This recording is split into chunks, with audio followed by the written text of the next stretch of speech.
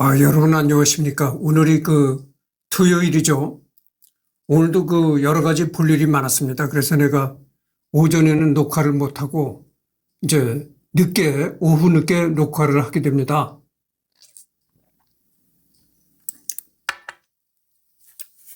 지금이 2026년 6월 13일 오후 6시 21분을 가리키고 있습니다. 그리고 저녁 시간이죠. 잠깐만요. 이 조명이, 하여튼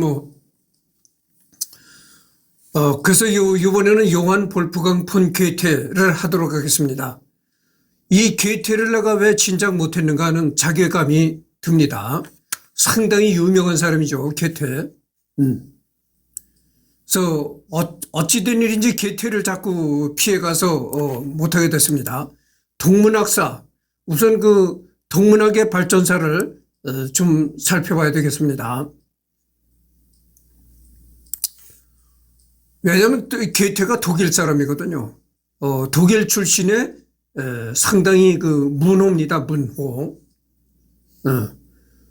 동문학 또는 독일 문학은 독일어로 쓰여진 문학을 의미한다. 주로 독일, 오스트리아, 스위스 등 독일어권의 문학을 의미하나 오스트리아, 헝가리 제국의 구성국이었던 체코의 프란츠 카프카, 헝가리의 에덴폰, 호르바트, 그리고 루마니아의 헤르타 밀러와 같은 동유럽 독일어권 작가들을 포괄하여 다룬다.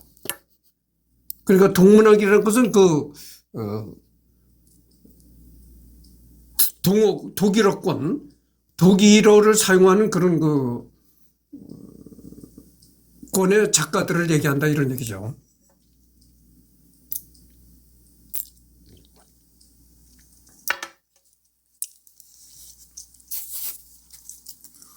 내가 뭘 얘기를 하면 좀 우스운 얘기를 해야 되겠습니다. 내가 뭘 얘기를 하면 자꾸 다른 말로 어깃장을 놔요. 그래서 내가 앞으로 이 괴테가 문학가거든요.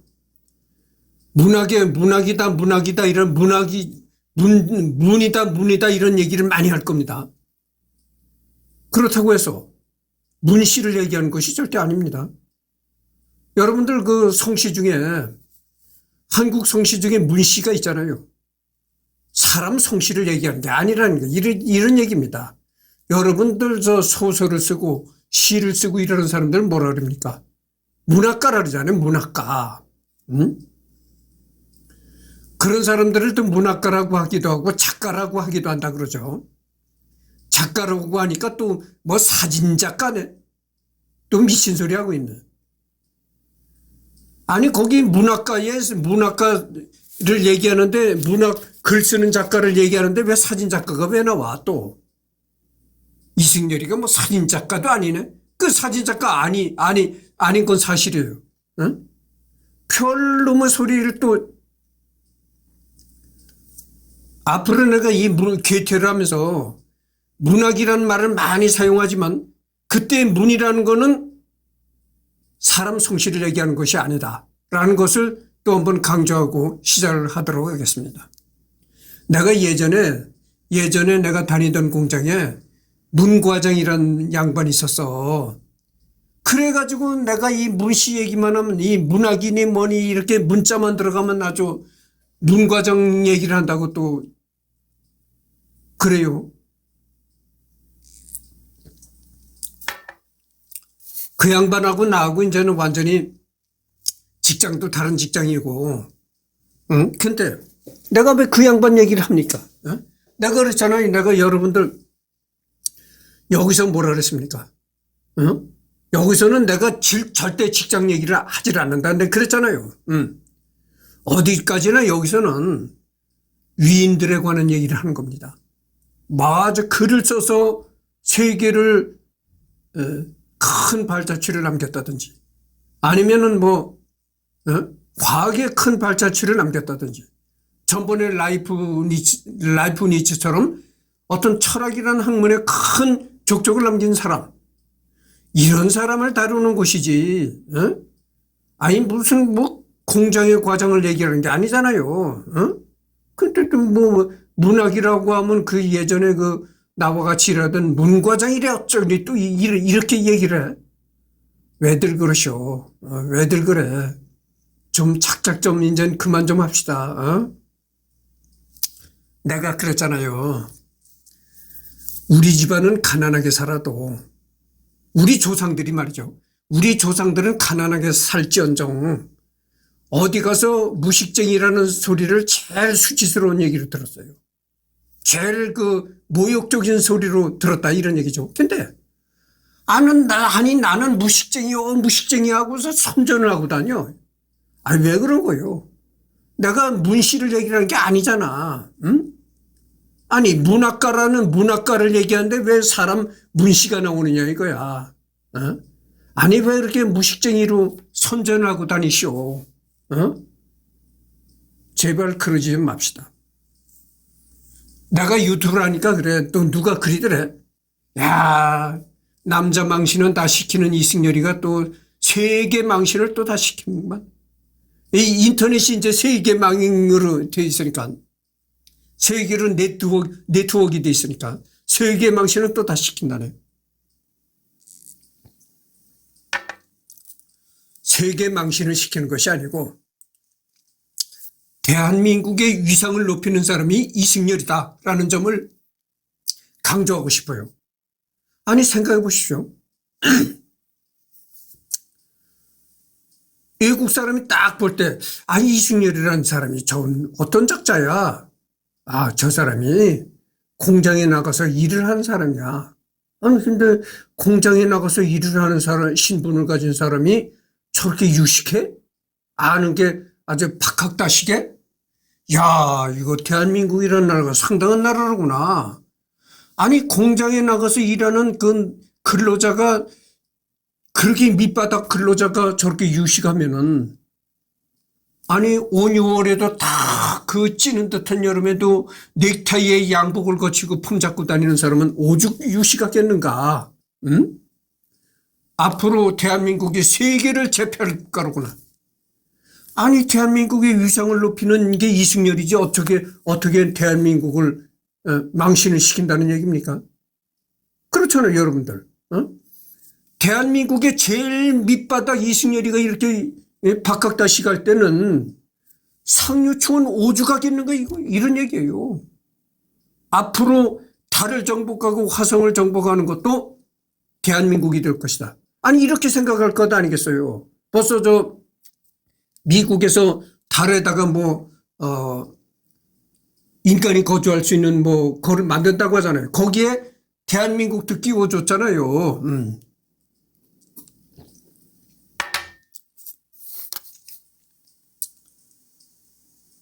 아니 진짜 그렇잖아요.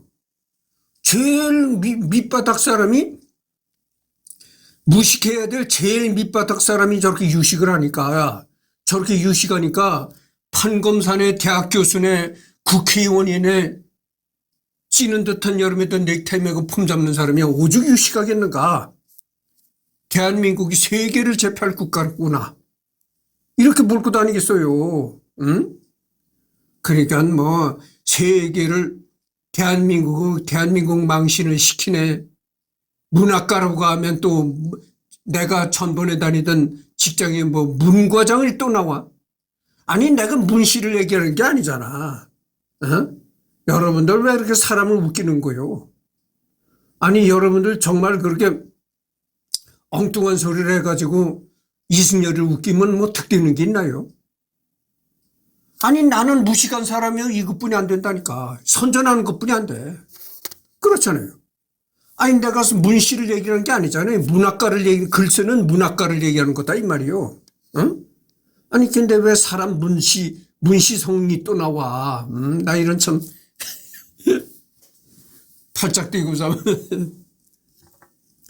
우스운 얘기는 그만합시다. 아니 사실이에요. 자꾸 내 얘기를 그렇게 다른 쪽으로 이렇게 왜곡을 시킨다니까.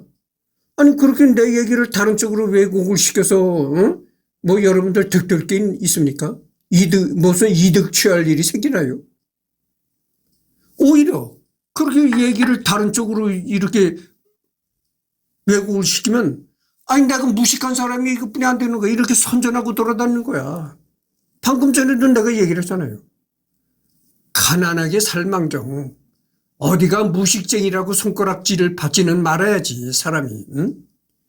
우리 조상들이 가난하게 살아도 어디가 무식쟁이라는 소리를 제일 그를 수치스러운 일로 알았어요. 응? 근데 그걸 왜 나는 무식쟁이요 이렇게 선전하고 다닙니까? 응? 내가 또 한 번 얘기하지만 이것이 문씨하고는 전혀 상관없는 얘기입니다. 문시성을 가진 사람하고는 전혀 상관없는 얘기야. 아니 근데 왜 사람 문시를 자꾸 들먹이느냐 이거야. 전번에 내가 라이프 니츠를 얘기를 하면서 형이상학이라고 하니까 무슨 누가 형이고 누가 동생. 형이상학이란 얘기가 누가 형이고 누가 동생이란 얘기가 아니잖아요. 응? 그렇게 나는 무식쟁이요 하고 광고를 하고 다니면 딱 누워서 침을 뱉어봐. 그 침이 어디로 떨어집니까? 자기 얼굴로 떨어지는 거야. 나는 이렇게 무식쟁이요 하고 선전을 하고 다니는 것뿐이 안 되는 거야. 어?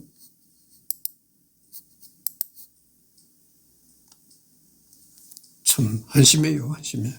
이게 뭐냐면 이게 레몬즙입니다. 이제 이 더운 여름에는 이렇게 시큼한 레몬즙을 이렇게 물에다 희석시켜 가지고 이렇게 먹으면 좋아요.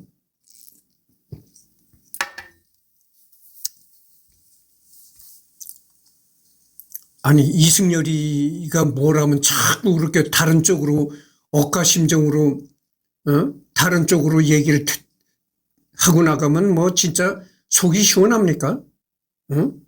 나 좀 그걸 좀 여러분들한테 물어보고 싶어요. 이승열이가 형이상학이라고 하면 누가 형이고 누가 동생이래? 전번에 슈베르트를 하면서 또 현악기를 얘기를 하니까 현악기가 왜 한문으로 줄현자를 쓰잖아요. 줄로 된 악기다 그 말이에요. 음악 얘기를 하면서 현악기라고 하니까 그 전에 내가 또 현찬수라는 사람을 알고 있었어. 아 이승열이가 현씨를 또 들먹이는구나. 현씨가 그렇게 또 기분이 이렇게 올라간다네. 왜 그러는 거예요? 왜 그래?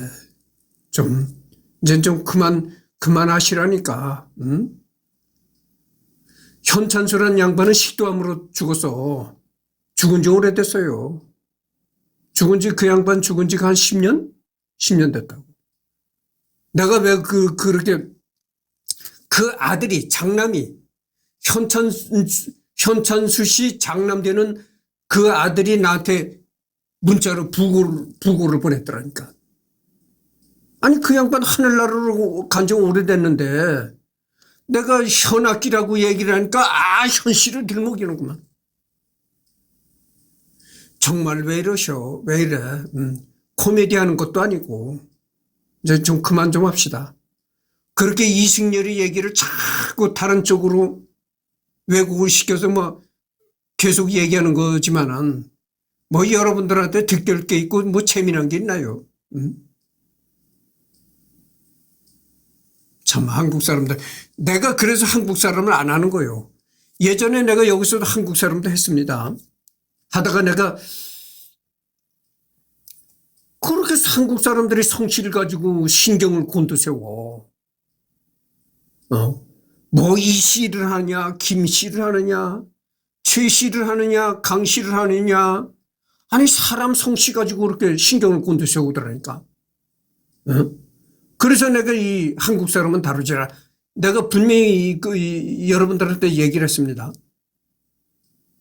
한국 사람은 다루질 않는다고 내가 공개적으로 얘기를 했어요. 그래서 내가 한국 사람은 다루질 않습니다. 그래서 이제 자꾸 얘기를 해봐야 참 웃깁니다. 대한민국이 어쩌다 이런 참 뒤죽박죽 나라가 됐는지 엉망진창 나라가 됐는지 참 기가 막혀요. 기가 막혀. 문학가라고 하면 문씨를 들먹이는 걸로 알고 현악기라고 하면 현씨를 들먹이는 걸로 알아요. 도대체 한국이라는 나라가 어떻게 이 지경이 됐나요? 참 웃깁니다. 그래서 그 게테가 독일 사람이고 독일 문학가잖아요. 그래서 이제 그 동문학에 관한 그런 걸 하는 겁니다. 유럽 문학사에서 중요한 위치를 차지하고 있다. 중세부터 현대 이르기까지 다양한 사조와 철학적 배경을 반영한 작품들이 발표되었으며 특히 계몽주의, 낭만주의, 실존주의 등 여러 사상의 흐름 속에서 발전해 왔다. 독일어권 국가에서 활동한 많은 작가들은 문학뿐만 아니라 철학, 정치, 사회적 사상에도 영향을 미치며 동문학의 위상을 높였다. 여러분들 이 사조, 계몽주의, 낭만주의, 실존주의 이런 게 문학사의 사조란 말이죠. 그러니까 사상의 흐름이다 그거죠. 이 예술이라는 거는 다 그렇습니다. 예술이라는 건 그 사조를 가지고 있죠. 사상을 가지고 있다 이 말이죠. 그래서 미술도 그렇고, 음악도 그렇고, 뭐 다 그렇습니다. 게테와 프리드리히 실러와 같은 문호들을 통해 고전주의 문학의 정점을 이루었으며 이후 프란츠 카프카, 헤르만 헤세, 베르톨트 브레히트 등 다양한 작가들이 독창적인 작품을 발표하며 문학적 전통을 이어갔다. 여기서 이제 그 프리드리히 실러가 유명한 시인입니다. 그래서 언젠가 이 실러도 내가 반드시 해야 되겠죠. 그 다음에 프란츠 카프카, 헤르만 헤세, 이게 참 그 인류 역사상 난다긴다는 사람들이죠. 이 사람들도 언젠가는 내가 이제 해야 되겠죠. 독일 문학의 현대에 들어서도 철학적 깊이와 서사적 실험성을 바탕으로 꾸준한 연구와 관심을 받고 있다. 독일어권 문학은 제2차 세계대전 이후 역사적 반성과 사회 비판을 담은 작품들을 통해 새로운 방향을 모색하였으며 현재도 다양한 문학적 시도가 이루어지고 있다. 이런 점에서 유럽 문학뿐만 아니라 세계 문학의 흐름 속에서도 지속적인 영향을 미치는 분야로 평가받고 있다. 역사. 이제 동문학 역사가 나오는 겁니다. 독일 문학의 역사를 서술한 문서, 중세. 그러니까 내가 뭐 이런 철학이나 이 음악을 얘기할 때도 이 중세라는 얘기를 했잖아요. 이것도 그렇습니다. 중세라는 것은 이 기독교가 모든 사회 이 현상을 지배할 때였습니다. 그러니까 기독교 사상이 문학, 정치, 경제, 사회, 문학, 미술, 철학, 음악 모든 사회 분야를 기독교 사상이 지배할 때 그때를 중세다 그거죠. 그래서 이 중세 시대 문학은 기독교 사상이 많이 들어가 있는 문학이다 이렇게 생각하면 될 겁니다. 이 시기까지는 고지 독일어의 원시적 형태인 고고지 독일어에 기반한 언어 활동이 이루어지던 시기다. 현재까지 전해지는 가장 오래된 고고지 독일어의 텍스트는 8세기 초 한 수도자가 작성한 메르제부르크 주문이며 이는 죄수의 해방을 다룬 첫 번째 부분과 탈구된 말의 발을 치료하는 두 번째 부분이 전해지고 있다. 그 외에 중요한 이 시기의 텍스트로는 힐데브란트와 그의 아들 하두 브란트의 싸움을 다룬 9세기 힐데브란트의 노래를 들을 수 있다. 그 다음에 중세 전성기. 이 중세 초기에는 그렇고, 중세 전성기. 그러니까 이 중세가 기독교 사상이 한창 무겁게 사회를 짓누를 때, 그때를 이제 중세 전성기다 그죠.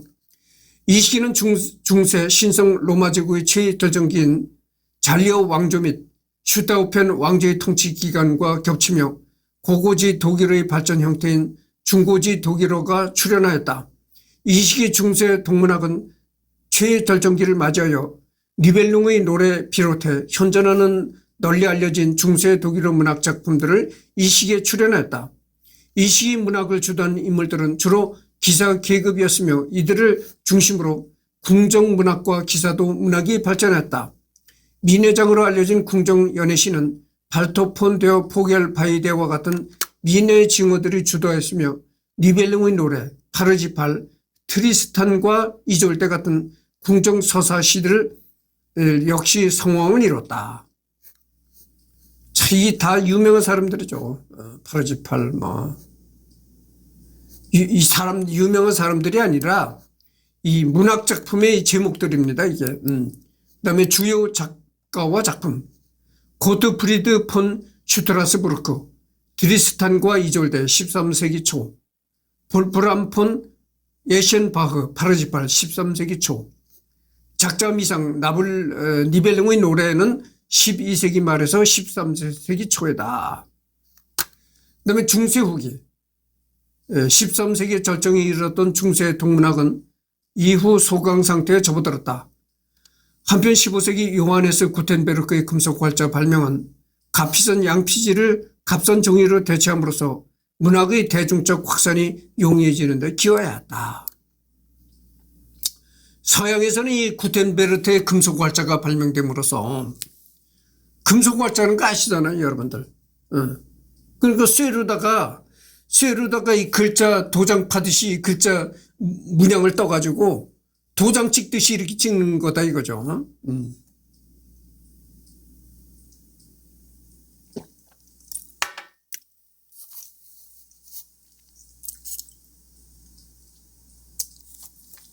그래서 인쇄술이 그렇게 발달하니까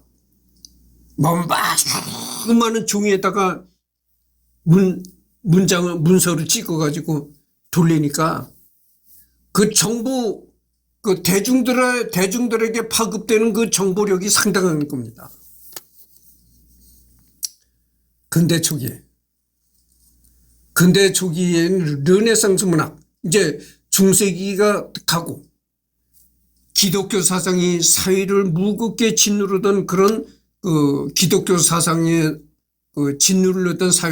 짓눌려지던 사회에서 벗어나가지고 인간 본연의 순수한 감성을 노래하고 인간 본연의 감정에 중점을 두고 그러는 그런 문학, 미술, 음악 이런 게 다 나타나기 시작했다 이거죠.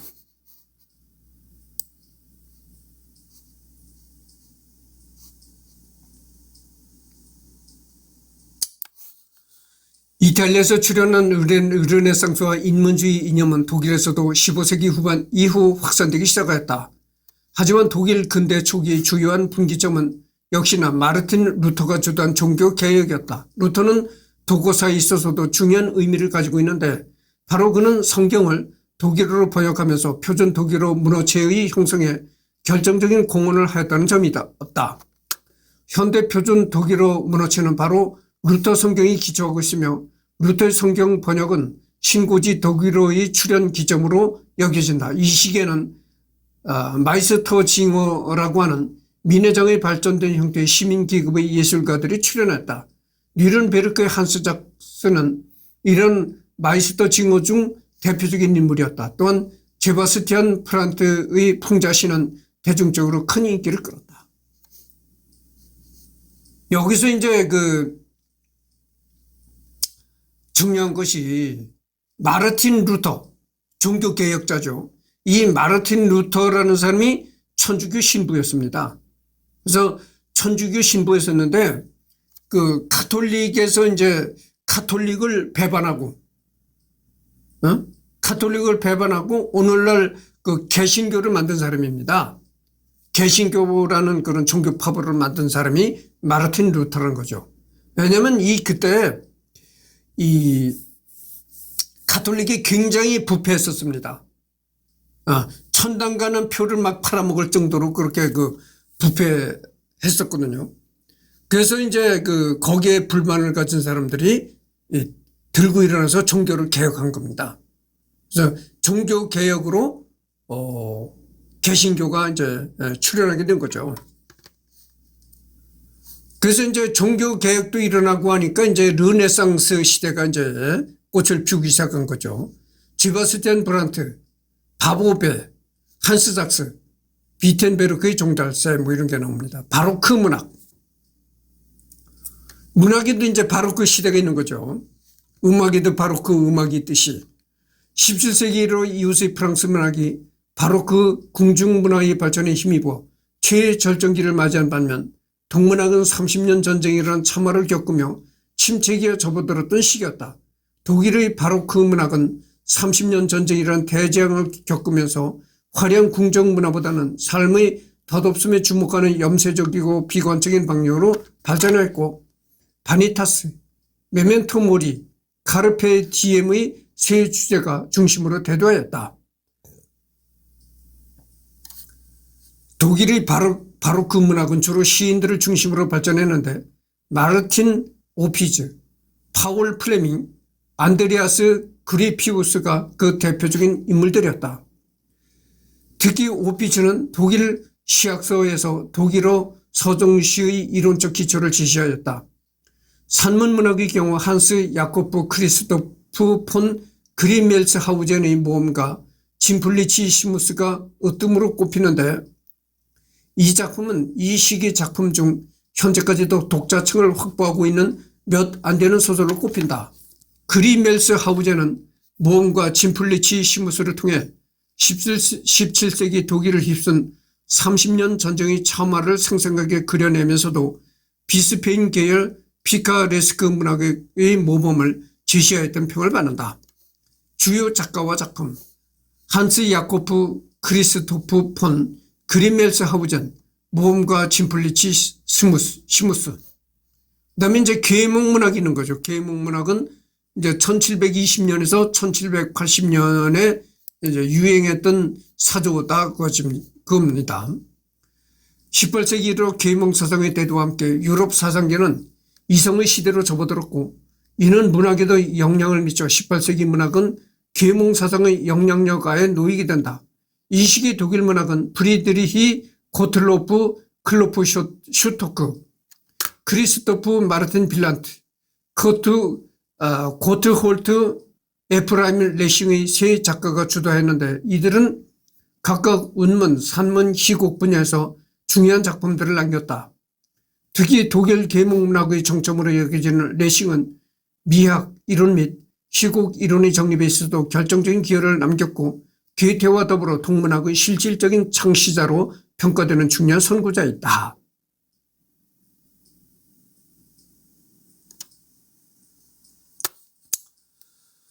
한편 클로프 슈토크의 경우 감상주의 혹은 로코코 경영을 대표하는 작가로 평가되는데 독일 민족주의 선각자로 평가되는 요한 고트프리트 헤르더와 같은 철학자들과 함께 발전한 감상주의 경영은 계몽문학과 비교했을 때 감정적인 요소를 중시하였지만 기본적으로 이성의 한계 내세의 감정을 강조했다는 점에서 이후의 슈투름 운트 드랑과는 구별된다.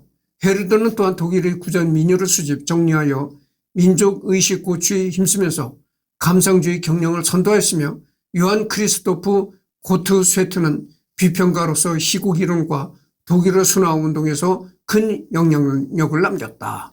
주요 작가와 작품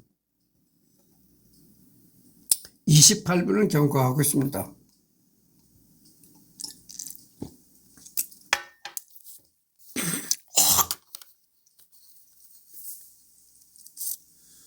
프리드리 고틀로프 클로프 슈토크 구세주 송가 크리스토프 마르틴 빌란트 아가톤 이야기 고트홀트 에프라임 레신 미나 폰 바른헬름 에밀리아 칼로티 현자 나탄 슈트룸 운트 드랑 이 사람이 이제 사람이 아니고 이게 사람이 아니고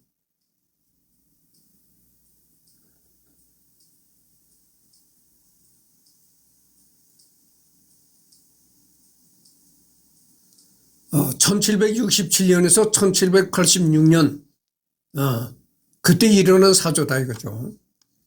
한국에서는 질풍노동운동으로 알려진 슈트룸 운트 드랑은 본디 폭풍과 돌진을 의미하는 말로 이성의 냉철함을 중시하는 계몽사상에 대한 반항으로 시작되었다. 이 운동을 주도한 것이 바로 요한 볼프강 폰 게테와 프리드리 슐러로 이 둘은 근대 동문학 형성에 결정적인 공헌을 하였다. 특히 게테의 경우 영문학의 윌리엄 셰익스피어, 이탈리아 문학의 단테 알리기에리에 비견되는 근대 동문학의 살상의 창시자로 평가된다.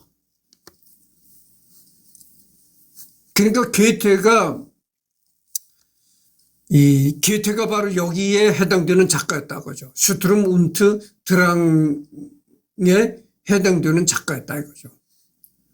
슈트름 운트 드랑 운동은 헤르도 등이 주도하고 있던 감상주의 경영의 영향을 받아 합리주의적이고 감정의 절제를 요구하는 계몽문학에 대항하여 격한 감정과 열정의 진솔한 표출을 중시하였으며 낭만주의 선구로 평가된다. 게테의 젊은 베르테르의 고뇌는 이 운동을 대표하는 저작이며 이 외에 고트프리트 아우구스투스 뷰르거, 야코브 렌츠 등이 대표적인 작가로 여겨진다. 게테와 실러는 이 운동의 주도자였으나 게테의 이탈리아 기행이 끝나는 1786년을 기점으로 이 운동에서 이탈하여 바이마르 고전주의로의 이행이 일어났다고 여겨지며 슈트름 운트 드랑 역시 이 해에 끝나는 것으로 간주된다. 주요 작가와 작품 요한 볼프강 폰 게테, 괴츠 폰 베를리 힌겐, 젊은 베르테르의 고뇌, 젊은 베르터의 고뇌라고 했습니다. 프리드리 실러, 도적들, 관계와 사랑. 그 다음에가 이제 1772년에서 1805년에 나타난 것이 바이마르 고전주의다. 여러분들 지금 내가 하는 게 뭡니까? 그러니까 동문학사를 얘기하는 겁니다. 독일 문학 발전사를 얘기하는 거예요. 바이마르 고전주의는 빌란트, 헤르더, 괴테, 실러 네 사람이 중심이 되어 주도하였는데 이 넷을 흔히 바이마르 사성이라고 부른다. 바이마르 고전주의는 일반적으로 빌란트가 바이마르에 입성한 1772년 기점으로 잡으며 슐러가 사망한 1805년을 종점으로 잡아나 1786년을 기점으로 잡거나 게테가 사망한 1832년을 종점으로 잡기도 한다.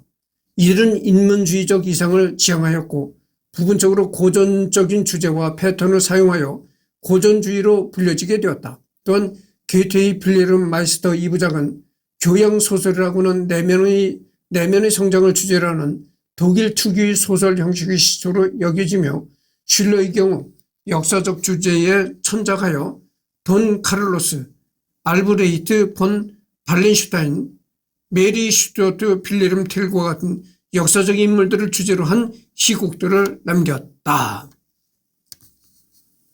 여기서 돈 카를로스, 그다음에 빌레름 텔 다 참 아주 쟁쟁한 사람들이죠. 쟁쟁한 문학가들입니다. 한편 장파울 프리드리 휠덜린, 하인 리히 폰 클라이스트의 경우 바이마르 고전주의와 동시대에 활동하였지만 고전주의와 구분되는 독창적인 작품 세계를 보여줬다는 평가를 받으며 역시 비슷한 시기 낭만주의와도 차별화되면서 그 선구자 역할을 한 작가들로 여겨진다. 또한 18세기 후반 19세기 초반의 게테에서 클라이스트에 이르기까지 좁은 의미 사조로 묶을 수 없는 천재적인 작가들이 나온 이 시기는 고전주의나 낭만주의와 같은 사조적 시대명이 아니라 게테 시대, 예술 시대, 천재 시대라고 부르기도 한다.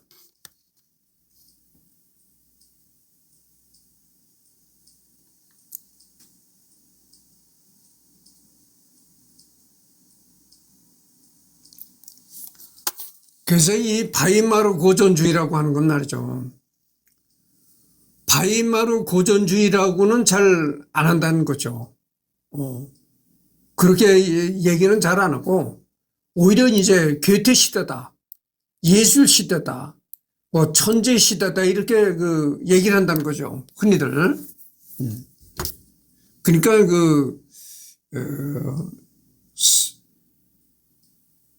사조명을 얘기하는 것이 아니고 특정 작가의 이름으로 이렇게 게테 시대다 이렇게 얘기를 할 정도니까 게테가 얼마나 뛰어난 그런 위대한 문학가였는가를 알 수가 있는 것이죠.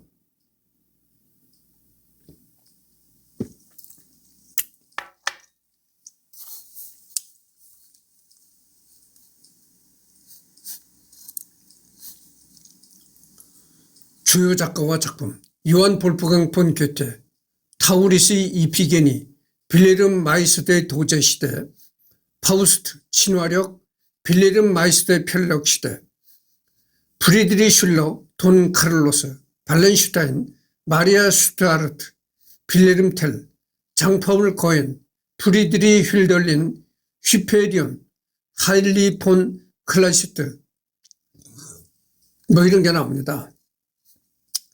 그 다음에 19세기. 그 다음에 이제 낭만주의가 있는데, 이 낭만주의는 1795년에서 1835년까지 이제 있었던 사조다 이거죠. 문학사조다 이겁니다. 19세기 초반 유럽을 뒤흔든 이 낭만주의라는 것은 말이죠. 지금 얘기하는 건 내가 괴테가 문학가잖아요. 그래서, 문학사조를 얘기하는 거죠. 문학사조에서는 이제 독일, 문학사를 얘기하는 거고, 그 낭만주의를 얘기하는 건데, 이 낭만주의라는 것은 뭐, 문학사에도 이 낭만주의 사조가 있었고, 음악사에도 낭만주의 사조가 있었고, 철학사에도 낭만주의 사조가 있었고, 뭐 미술사에도 낭만주의 사조가 있었고 그렇습니다.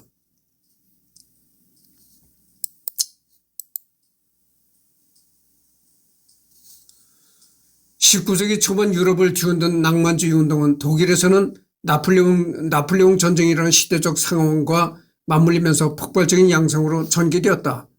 독일의 낭만주의는 자연을 이상화하고 중세 영웅들에 주목하였으며 감상주의 및 슈트름 운트 드랑과 같은 이전 시대의 영향 속에서 계몽사상의 이성적 정령에 반기를 들었다. 또한 형식미를 중시한 고전주의에도 적대적이었고 감정 열정 개성을 무엇보다도 중시했다. 독일 낭만주의는 초기, 전성기, 후기 세 개의 시기로 분리되는데 이 중 초기에는 예나에서 전성기는 하이델베르크를 중심으로 전개되었다. 초기 낭만주의는 예나를 중심으로 전개되었기에 예나 낭만주의라고도 불린다. 슐레길 형제는 문학 이론적으로 크게 기여하여 독일 낭만주의 이론적 기반을 제공하였으며 동생인 프리드리 슐레겔은 문학적으로도 루친데와 같은 중요한 작품들을 남겼다. 그의 주요 작가로 빌레름 바켄로도, 루드비티크 등이 활약하였고 그리고 무엇보다도 노발리스가 이 시기를 대표하는 작가로 꼽힌다. 고도 낭만주의. 그러니까 이 낭만주의에서도 이제 낭만주의에서도 세분화가 되면 이렇다는 얘기죠. 초기 낭만주의, 고도 낭만주의, 후기 낭만주의 이렇게 분류가 될 수 있다 이겁니다. 그다음에 고도 낭만주의라는 것은 이제 1804년에서 1815년을 휩쓸었던 그런 사조다 이겁니다. 고도 낭만주의는 하이델베르크를 중심으로 전개되어 하이델베르크 낭만주의라고도 불린다. 하이델베르크 낭만주의 경우 아임 폰 아르님과 클레멘스 브렌타노가 주도하였고 브렌타노의 여동생이자 아르님의 아내인 베티나 폰 아르님 역시 포함된다. 그다음에 후기 낭만주의는 이제 1815년에서 1835년까지 휩쓸었다 이거죠. 후기 낭만주의는 원숙기에 접어들었다. E.T.A. 호프만은 명실상부하게 이 시기를 대표하는 작가로 오늘날 판타지 문학의 선구자 중 하나로 여겨지면서 낭만주의 작가 중 가장 폭넓은 독자층을 보유한 작가이다. 또한 그림 형제는 독일어 민담 수집 및 독일어 연구의 체계화에 있어 결정적인 공헌을 했으며 특히 구전동화를 집대성한 그림 동화는 오늘날까지 널리 읽히고 있다. 그 외에 아델베르크 폰 샤미소와 같은 프랑스 출신의 망명객 역시 이 시기에 활동했다. 낭만주의 후반의 주요 작가는 요제프 아이헨도르프가 꼽히며 슈베르트 겨울나그네의 원작자인 빌레름 밀러와 동화로 유명한 빌레름 하우프 역시 낭만주의 계보의 끝자락에 위치하고 있다. 슈베르트의 겨울나그네의 원작자가 이제 빌레름 밀러라는 거죠. 여러분들 이 클래식 음악은 그 문학적인 스토리로 음악을 만드는 게 많아요. 그래서 이 문학과 음악이 좀 이렇게 융합이 된 그런 곡들이 많습니다. 그래서 이 슈베르트 겨울나그네가 바로 그렇다는 거죠. 주요 작가와 작품 루드비 티크, 금발의 에크베르트, 장화시는 고양이, 프리드리 슐레겔, 루친데, 노발리스 밤의 찬가, 푸른 꽃, 아힘폰 아르님 클레멘스 브렌타노, 어린이 이상한 뿔피리, 그림 형제 그림 동화, 아델베르트 폰 샤미소, 페토 슐레밀의 기이한 이야기, E.T.A. 호프만, 황금 항아리, 악마의 묘약, 모래사나이, 호두까기 인형, 수구들이 양, 수고양이 무오이 인생관, 호두까기 인형 여러분들 말이죠. 차이코프스키가 작곡한 호두까기 인형이 있잖아요.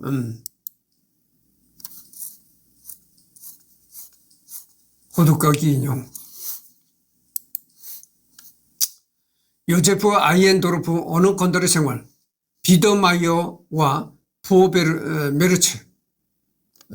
나폴레옹의 몰락 이후 독일어권에서는 신성 로마 제국을 대체하는 독일 연방이 들어섰고 북독일의 프루이센 왕국과 남독일의 오스트리아 제국의 양강 구도하에 나폴레옹 이전의 복고 체제하에 놓였다. 이 시기에 들어 문화적인 검열은 이전에 비해 강력하게 이루어졌다. 이런 상황 속에서 이 시기 문학은 현실 도피적이고 목가적인 성향을 띠게 되었는데 이런 경향을 비더마이어라고 부른다. 이 시기 오스트리아에서는 페르디난트 라이문트, 프란츠 그릴 파르처, 요한 네스트로이가 희곡 분야에서 활약하였고 아달베르트 슈티프트는 소설 분야의 대표자이다. 독일에서는 에두아르트 미레게가 대표적인 시인이었고 아네테 폰 드르스테 휠스호프는 여성문학을 개척했다. 스위스에서는 전원 풍경을 사실적으로 묘사한 에르미아스 코트엘프가 대표적인 작가였다.